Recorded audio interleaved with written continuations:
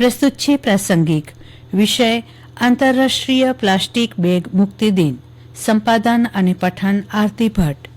દર વર્ષે 3 જુલાઈના રોજ આંતરરાષ્ટ્રીય પ્લાસ્ટિક બેગ મુક્તિ દિન ઉજવવામાં આવે છે.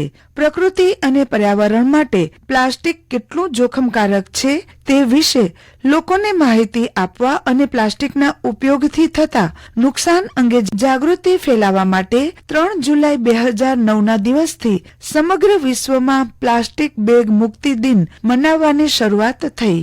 પ્લાસ્ટિક પ્રદૂષણની ગંભીર સમસ્યામાંથી સમગ્ર વિશ્વને બચાવવા માટે આ દિવસ ઉજવવાનું નક્કી કરવામાં આવ્યું છે. પ્લાસ્ટિક બેગ પર પ્રતિબંધ સૌપ્રથમ 2009માં પશ્ચિમ યુરોપમાં શરૂ થયો હતો.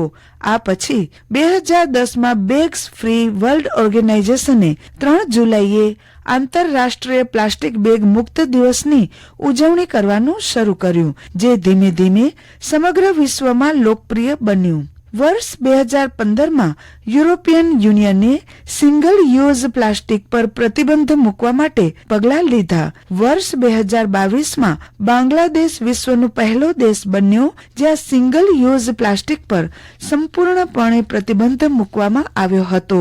ભારતમાં સિંગલ યુઝ પાતળી પ્લાસ્ટિક બેગ પર પણ પ્રતિબંધ મૂકવામાં આવ્યો છે. પ્લાસ્ટિક બેગની જગ્યાએ પર્યાવરણને અનુકૂળ પેપર બેગ અથવા તો કપડાની બેગનો ઉપયોગ કરવા માટે અને સિંગલ યુઝ પ્લાસ્ટિકનો ઉપયોગ ન કરવા માટે દર વર્ષે આ દિવસ ઉજવવામાં આવે છે. આ અભિયાન Zero Waste Europe Bag Free World દ્વારા સમગ્ર વિશ્વને જાગૃત કરવા માટે શરૂ કરવામાં આવ્યું હતું, જે હવે વૈશ્વિક પહેલ બની ગયું છે. વ્યક્તિગત સ્તર પર પ્લાસ્ટિકની ગંભીર સમસ્યાને દૂર કરવા માટેનો સંકલ્પ લેવા અંગે લોકોને પ્રોત્સાહિત કરવા માટે આ દિવસે મીટિંગ, ડિબેટ્સ, સામાજિક કાર્યક્રમનું આયોજન કરવામાં આવે છે. આ દિવસે જળાશયો, જંગલો અને અન્ય જગ્યાઓ પરથી પ્લાસ્ટિક દૂર કરી પર્યાવરણને સ્વચ્છ બનાવવાનું અભિયાન હાથ ધરવામાં આવે છે. એક અંદાજ પ્રમાણે વિશ્વભરમાં દર વર્ષે લગભગ 40,000 કરોડ પ્લાસ્ટિક બેગનો ઉપયોગ થાય છે. ચોંકાવનારી વાત તો એ છે કે તેમાંથી માત્ર 1% કોથળીઓ રિસાયકલ કરવામાં આવે છે. પ્લાસ્ટિક બેગનો આટલો બધો ઉપયોગ માત્ર પર્યાવરણને જ પ્રદૂષિત નથી કરતું, પરંતુ તે મનુષ્ય અને પ્રાણીના બંનેના સ્વાસ્થ્ય માટે પણ હાનિકારક છે. આ કારણે માત્ર દેશમાં જ નહીં પરંતુ સમગ્ર વિશ્વમાં તેના ઉપયોગ પર પ્રતિબંધ લગાવવાના પ્રયાસો થઈ રહ્યા છે.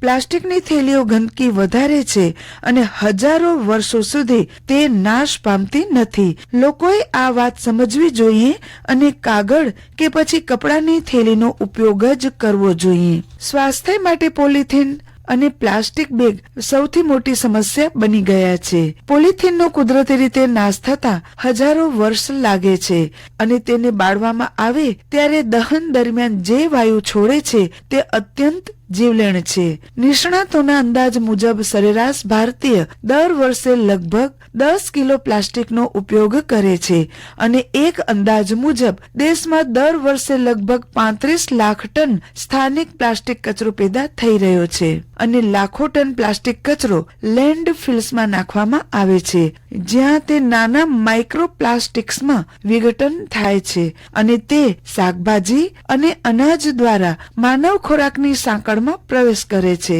પર્યાવરણવાદીઓ કહે છે કે પ્લાસ્ટિકના સૂક્ષ્મ કણો દરરોજ શ્વાસ, ખોરાક અને ત્વચાના સંપર્કમાં વિવિધ માધ્યમો દ્વારા આવે છે અને આપણે પ્લાસ્ટિકનો ઉપયોગ કરીએ છીએ તે આપણા ખાદ્ય પદાર્થોમાં પણ પ્રવેશી ગયું છે.